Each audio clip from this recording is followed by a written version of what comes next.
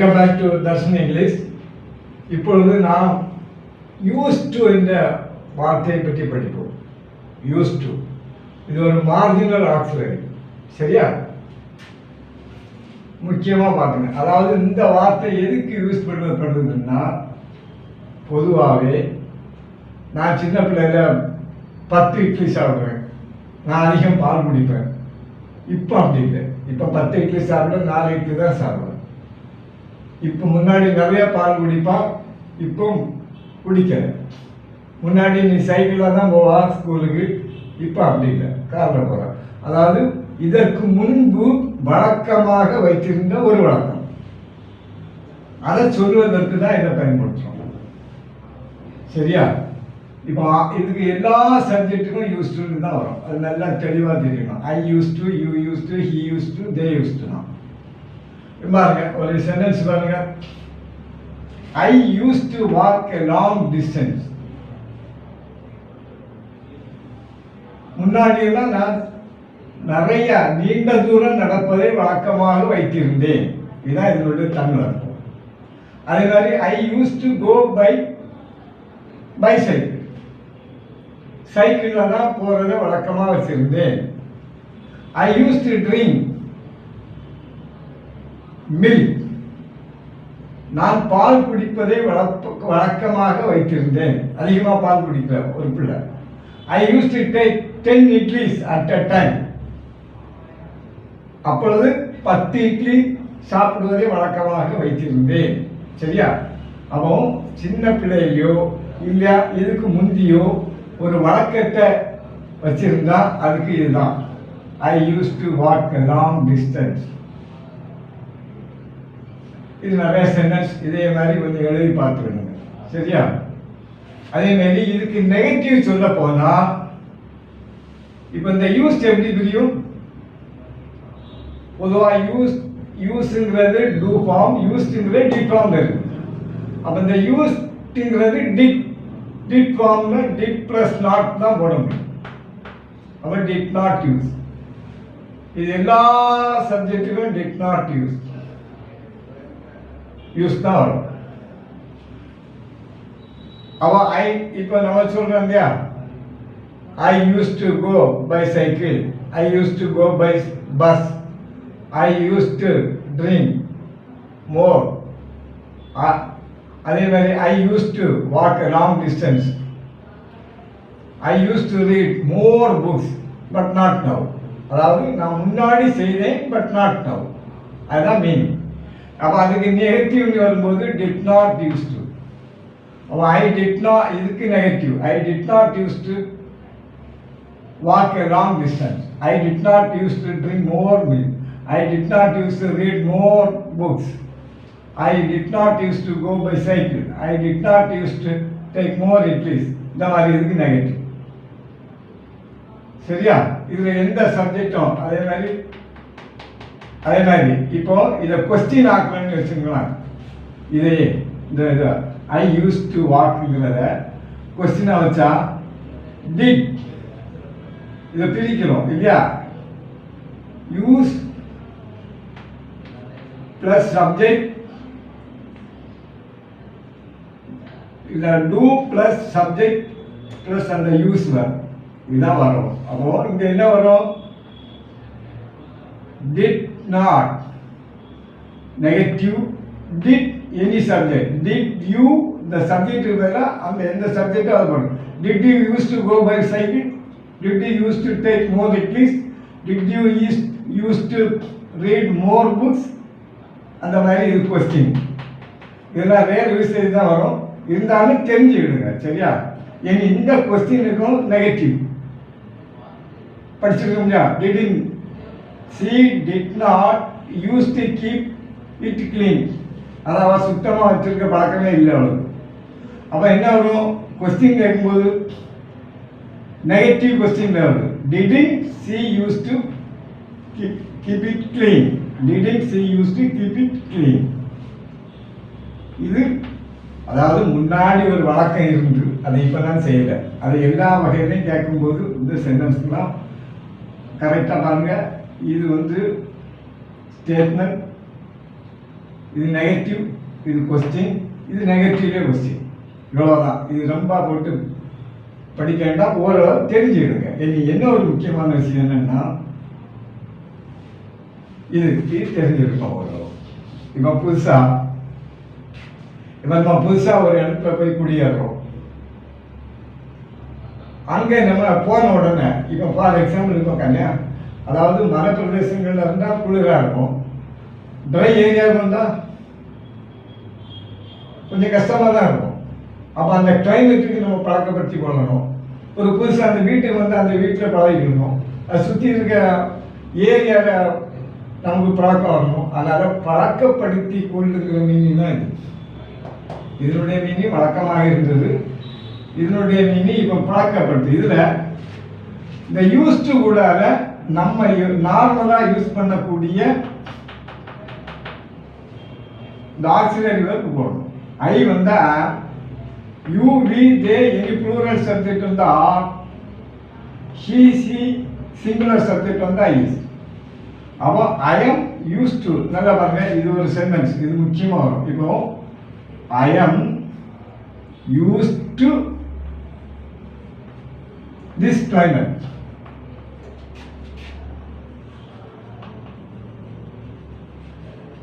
இது அர்த்தம் என்ன? நான் இப்பொழுது இந்த கிளைமேட்டுக்கு என்னை பழக்கப்படுத்தி கொண்டேன். சரியா? ஐ am use to this climate. முன்னாடி நாங்கள் ஊட்டியில் இருந்தோம், இப்போ எங்கே இருக்கிறோம்? ஒரு ட்ரை ஏரியாவில் இருக்கிறோம். அப்போ இந்த சிச்சுவேஷனுக்கு நான் பழக்கப்படுத்தி கொண்டேன். அதே மாதிரி நம்ம புதுசாக ஒரு வீட்டில் இருந்தோம், முன்னாடி ஒரு இடத்துல வாடகைக்கு இருந்தோம், இப்போ ஒரு வீட்டுக்கு வாடகைக்கு வந்திருக்கோம்னு அந்த வீட்டில் நம்ம பழகிக்கிட்டோம். அதுதான் சொல்றது. இது I am use to, you are use to, he is use டுங்கிறது. சரியா? இப்போ அந்த கிளைமேட்டுக்கு இப்போ பாருங்க, நான் அந்த வீட்டுக்கு பழகிட்டேன்னா ஐ am use to this new house. இப்போ சில பிள்ளைங்க கொண்டு ஒரு ஸ்கூலில் கொண்டு விடும்போது புதுசாக இருக்கும். ஐ am use to this school. சரியா? இப்போ பாருங்க, இதுல நான் இப்போ சொன்னதெல்லாம் என்னது? Climate, house, school. இது ஒரு நவுன், ஒரு பெயர் சொல் தான் வரும். ஆனால் இந்த ஒரு வெர்பு வரல, நல்லா கவனிக்கணும். இனி அந்த வெர்பு வரும்போது எப்படி எழுதணும்னா, நல்லா பாருங்க, ஐ எம் யூஸ் டு, இது வரைக்கும் கரெக்ட். ட்ரிங்க், இப்போ நம்ம சீனி போட்டு காப்பி எல்லாரும் குடிப்போம். சீனி போடாமல் குடிக்கிறத என்ன பழகிடுவேன். அப்போ அவங்க நான் என்ன சொல்றேன்னா, I am use to drink coffee without சுகர்ங்கிறது சொல்லலை. ட்ரிங்கிங் காஃபி, இந்த இடத்துல டூயிங் ஃபார்ம் தான் வரணும். இந்த இடத்துல டூயிங் ஃபார்ம் வரணும், வெரி இம்பார்ட்டன்ட். அதே மாதிரி he is used to drinking coffee without sugar. I am used to drinking coffee without sugar. He is used to drinking coffee without sugar. அவங்க பழக்கப்படுத்தி, நான் பழக்கப்படுத்தி கொண்டேன், அவன் பழக்கப்படுத்தி கொண்டான். சரியா? இப்போ இதை நெகட்டிவ் பண்ணணும். என்ன வரும்? நேர எல்லாம் negative.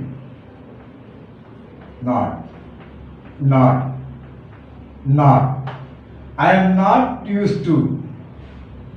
You are not used to. They are not used to. He is not used to. சரியா? அப்போ இங்க நெகட்டிவ் எங்க வரும்போது என்ன வரும்?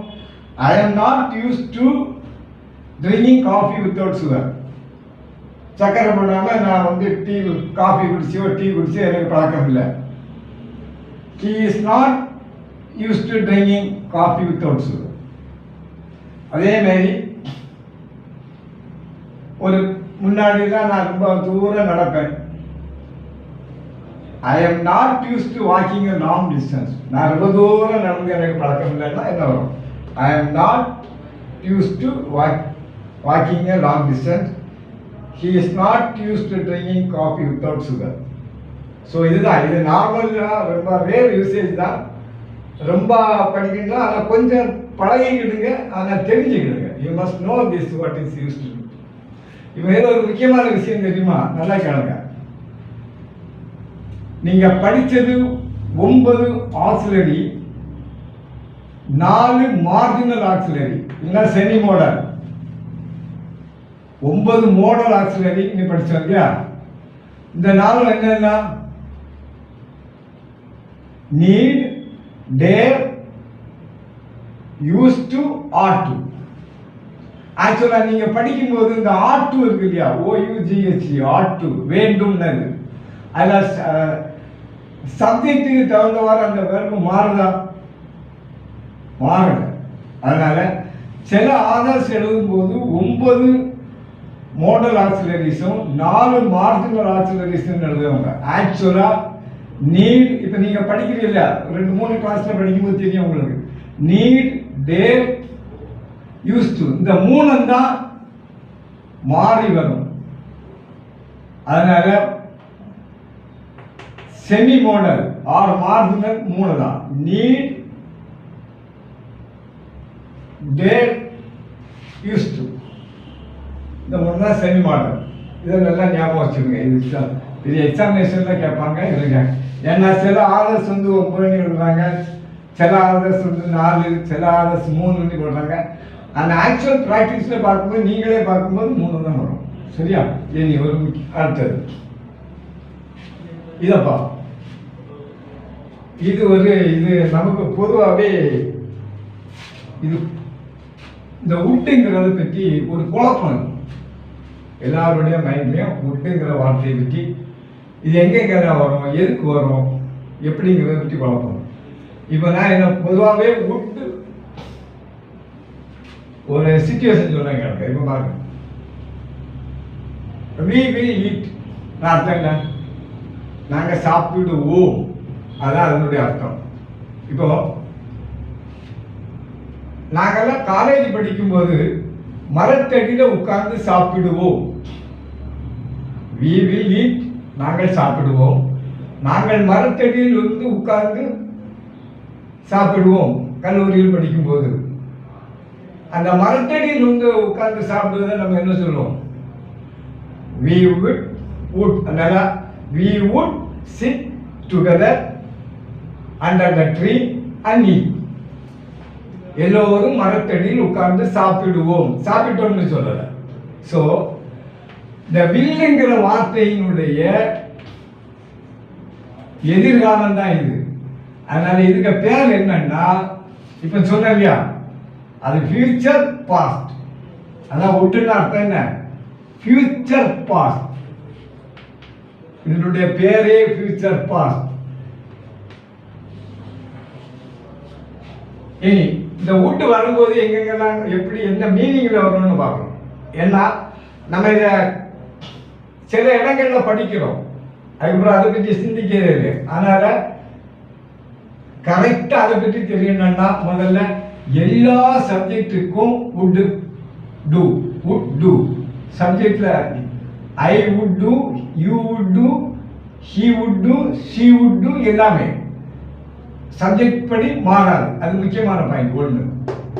ரெண்டாவது, இப்ப நான் என்ன பி வரைக்கும் சொல்லி தரல, அட்டால் சொல்லி தரேன், இந்த லைன்ல யூஸ் பண்றேன் உங்களுக்கு. இப்ப I would be a teacherனா நான் ஒரு டீச்சராக இருந்திருப்பேன் அர்த்தம். would. I will do it ன்னா என்னது அர்த்தம்? நான் செய்வேன். ஆக்சுவலா I shall do it தான் சொல்லணும். ஆனா will do it ன்னா கண்டிப்பா செய்வேங்கிற அர்த்தத்துல வரும். அதனால I will do it ன்னா நான் செய்வேன். I would do it ன்னா செய்திருப்பேன். நல்லா பாருங்க, உனக்கு நான் நிறைய செய்வேன். உனக்கு கல்யாணம் வந்துன்னா நான் உனக்கு நிறைய செய்வேன். இவனுக்கு கல்யாணம் ஆயிட்டுன்னு செய்யவும் இல்லை. இவன் என்ன சொல்ற? அதான் இது இமேஜினரி பார்ட். எல்லாமே இமேஜினரி பார்ட். இவன் செய்யல, கல்யாணம் முடிஞ்சு போச்சு, இவன் இல்லை. இவன் இப்ப டயலாக் பண்றான். என்ன சொல்றான்? ஐ வுட் டூ இட், நான் செய்திருப்பேன். அப்ப இந்த டூ வந்து எதுக்கு வரும்? செய்திருப்பேன். ஆனா அதுக்கு நெகட்டிவ் என்னது? இப்ப நான் சொல்லணும்னா, நான் பறவையாக இருந்தால் வானத்தில் பறந்திருப்பேன், நான் மந்திரியாக இருந்தால் இதை செய்திருப்பேன். ஐ வுட் டூ. செய்து ஆனால் செய்யல அந்த கற்பனைன்னு சொல்றான், கற்பனை ஸ்டேஜ். அப்ப இது நடக்காத ஒரு கற்பனை ஸ்டேஜ் தான் இது யூஸ் ஆகும். ஐ வுட் டூ இட். சரியா? நான் பறவையாக இருந்தால் பறந்திருப்பேன், மினிஸ்டராக இருந்தால் பண்ணிப்பேன், நான் வந்து ஒரு பெரிய எஜமானா இருந்தேன், நான் பணக்காரனாக இருந்தால் உனக்கு ஹெல்ப் பண்ணியிருப்பேன். அதான் வுட் டூ. இனி இதுக்கு நெகட்டிவ் பாருங்க, வுட் நாட் டூ, நான் செய்திருக்க மாட்டேன். இனி இதே இது பேசி கொண்டு வரும்போது இப்போ ஐ வுட் டூ இட்னா, அதே மாதிரி ஐ வுட் நாட் டூ இட்னா செய்திருக்க மாட்டேன், செய்திருப்பேன், செய்திருக்க மாட்டேன்.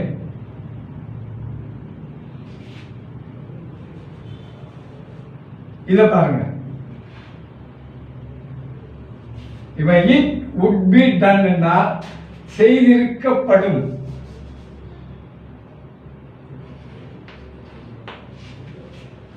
இதுக்கு அப்படியே பேசிவ் பண்ணா என்ன வரும்? இதுக்கு இது நெகட்டிவ், இதுக்கு இது என்னது? Passive voice. I would do இட்னா it would be done by, it would be done by me. சரியா? I would do it na it would be done by me. அதுக்கு தமிழ் அர்த்தம் செய்திருக்கப்படும். இப்படியே சென்டென்ஸ் வரும்ல, a dam would be constructed there. சொல்லலாம், this scheme would be implemented. ஆனா பண்ணல, அது சொல்லும்போது would be implemented.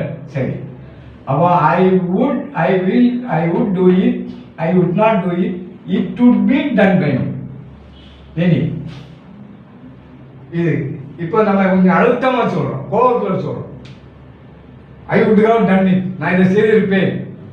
I would have done it. கரெக்டா அந்த கன்ஸ்ட்ரக்ஷனை பாருங்க, I would have done it, நான் செய்திருப்பேன். செய்திருப்பேங்கிறதுல அழுத்தமா செய்திருந்திருப்பேன், நான் செய்திருந்திருப்பேன். அதான் ஐ வுட் ஹாவ் டன். இனி நான் இதுக்கு நெகட்டிவ்னா I would not have done, நான் செய்திருந்திருக்க மாட்டேன். Would not have done. இனி இதை பேசிவ் பண்ணுங்க, it would have been done, செய்திருந்திருக்கப்படும். அது இதை பேசிவ் பண்ண, அதுக்கு நெகட்டிவ் பண்ணா செய்திருந்திருக்கப்பட மாட்டாது. இதுதான் கரெக்டா தமிழ். ஆனா இதை நீங்க கொஞ்சம் சென்டென்ஸ் எழுதி பாருங்க. சரி, I would have come there, நீ முதல்ல சொல்லியிருந்திருப்பேன்னா நான் வந்திருந்திருப்பேன். நான் வந்திருந்திருப்பேன்னா என்ன? I would have come there. சரியா? நான் இப்படி தெரியும்னா நல்லா படிச்சிருந்திருப்பேன். I would have studied well. நல்லா படிக்கிற ஃபெயிலுவர், இமேஜினரி பார்ட் நல்லா படிக்கிற, அவன் பாஸ் ஆகுற, அதனால இப்போ சொல்றான் I would have studied well. TET pass ஆகுனா கண்டிப்பா டீச்சர் வேலை வரணும்னு தெரிஞ்சு, ஐயோ இப்படி வரணும்னா நான் பாஸ் ஆகிருப்பேன். I would have pass dead,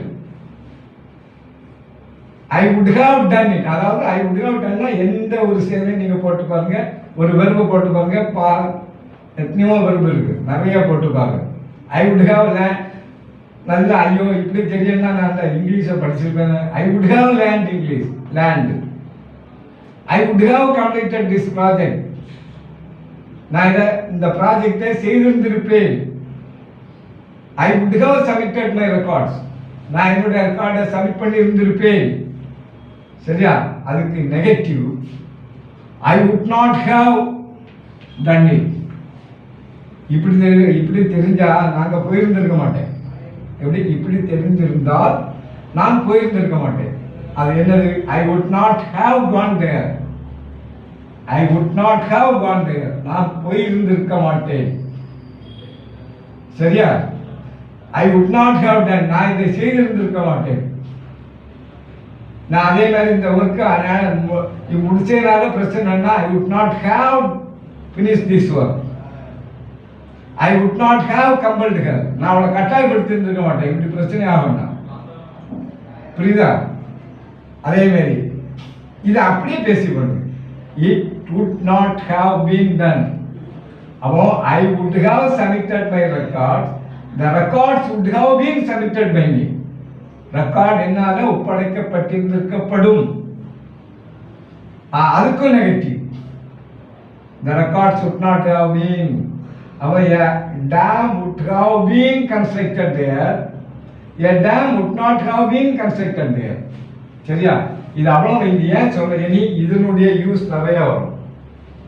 இதனுடைய யூஸ் நான் யூஸ் வரும்போது சொல்றேன். ஏன்னா ஒரு எல்லா மாடல் ஆக்சிலரிஸ்க்கும் நமக்கு யூசேஜ் தெரியணும். இப்போ பார்த்தோம், மைட்டு பார்த்தோம், கேன் பார்த்தோம், குட்டு பார்த்தோம், சுட்டு பார்த்தோம், ஷேல் பார்த்தோம், சரியா உட்டு பார்க்குறோம். அதே மாதிரி யூஸ்டு அது மாதிரி நிறைய இதுகள் இருக்கு இல்லையா. அதாவது அந்த மாடல் ஆக்சிலரிஸ் அவ்வளவுமே அதனுடைய சிறப்பு பயன்கள் உண்டு. ஃபார் எக்ஸாம்பிள் இப்போ இதை வச்சு வரும். இது எங்கே வரும்னா இப்போ வச்சு சென்டென்ஸ் மேக் பண்ணும்போது இது தெரியணும். அப்போ இது கொஞ்சம் எழுதி பார்த்துடுங்க, சென்டென்ஸை கன்ஸ்ட்ரக்ட் பண்ணிடுங்க. அப்போ இப்போ படிக்கும்போது ஈஸியாக இருக்கும். அதேமாதிரி பாருங்க, இப்போ இதனுடைய 1-2 விஷயங்களை சொல்கிறேன். இப்போ would you please give me, would you please do me a favor, அதெல்லாம் கொஸ்டின் கேட்க வரும். இப்போ அதெல்லாம் பின்னாடி பார்க்கலாம். இப்போ இதே மாதிரி இந்த ஐ வுட் சொல்லுவாங்களா, ஐ வுட் லைக்,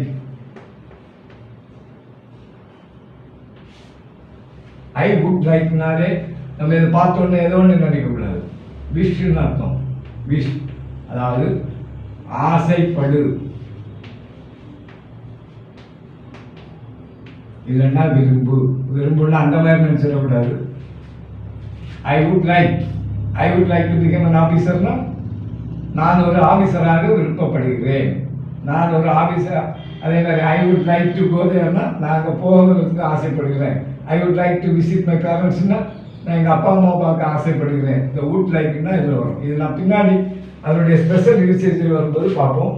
இப்போ இது போகலாம். சரியா? அப்போ நல்லா புரிஞ்சுக்கிடுங்க. மோடல் ஆக்சிலரிஸ் அவ்வளோ படித்தாச்சு, மார்ஜினல் ஆக்சிலரிஸ் அவ்வளோ படித்தாச்சு.